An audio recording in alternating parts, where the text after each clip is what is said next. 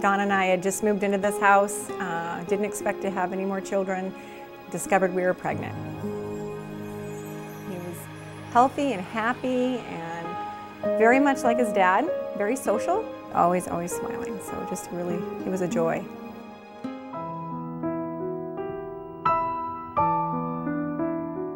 I noticed Josh one night after church sitting funny in his car seat. He was slunched over and he I couldn't figure out why he was sitting that way. He was crying. I could tell he was in extreme pain. So I picked him up, brought him home. Don came home from out of town and I told him something was wrong. They took the x-ray and it was very obvious. A lay person could look at that x-ray and see that he had a large tumor in his neck. And instantly we were put into the hospital and we spent the first 11 days there while they were trying to figure out what it was. They discovered that it was Ewing's sarcoma, which is a pretty tough cancer. Their life was changed forever.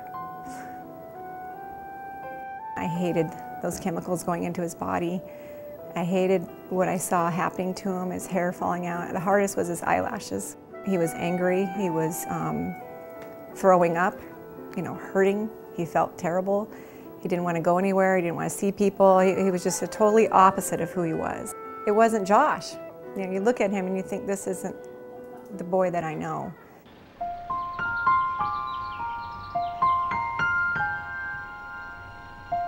He said, I want a house in the trees. No, I want a house in the trees, Mom,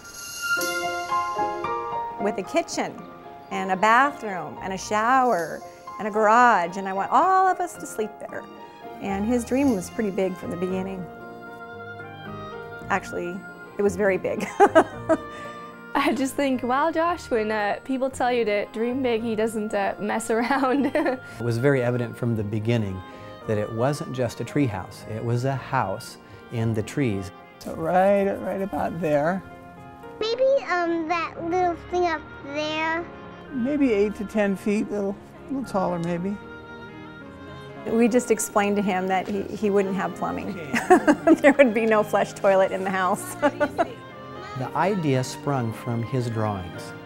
From the very beginning of the project, I knew that there was so many things that guys wanted to help with. Friends of mine, people, acquaintances. Can you type this one, please? L, yeah. They all heard about this idea of this little boy who was fighting this battle for his life and had this dream, and they just jumped in and said, yes, we want to do this, we want to help. It's only a 30-inch. Friends, contractors that would call somebody else up and say, hey, this little boy's building a tree house and we need plywood, we need windows, we need doors, whatever it would be. They're just from so many different places and so many companies. This is a community project. Anyone that has children and they look at a situation like this and they think of their own kids having to fight a battle like this, and it just touches their heart. Yeah, isn't that great? We've all been children at one point in time, and we had dreams and we had hopes and desires, and here's a little guy that's got these big dreams, and if you think back in your own life, there's points where you wanted to do something big. Joshua has used this tree house, I believe, to help have something positive to focus on, something hopeful that's taking place at a time in his life where there was so few things that he had any control over. It's brought hope to him. Let's go see what we got inside here. It's just been such a grand, wonderful adventure, seeing life through his eyes and getting to relive being a kid again. People have just been God's hands and feet. The outpouring of love has been tremendous. It's a house that love built.